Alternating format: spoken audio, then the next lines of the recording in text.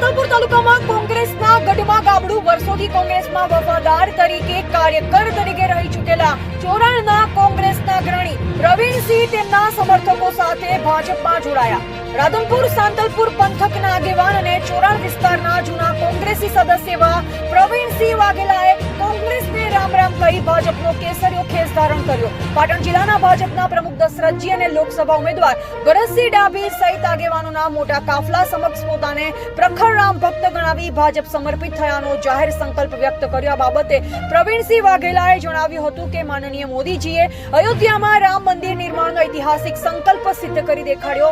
તે પછીથી એક ક્ષત્રિય હોવાના નાતે મારે ભાજપમાં સંમલિત થઈ ઋણ અદા કરવું રહ્યું. તેમણે જણાવ્યું હતું કે સીમા જનકલ્યાણ સમિતિના પ્રદેશ આગેવાન જીવણભાઈ આહિર, ગુજરાત પ્રદેશ ભાજપના મહામંત્રી અને રાજ્યના પૂર્વ ગૃહમંત્રી રજનીભાઈ પટેલના વિચારોને નિર્દેશથી પ્રેરાઈ ભારતીય જનતા પાર્ટીમાં પ્રવેશ પામ્યો છું.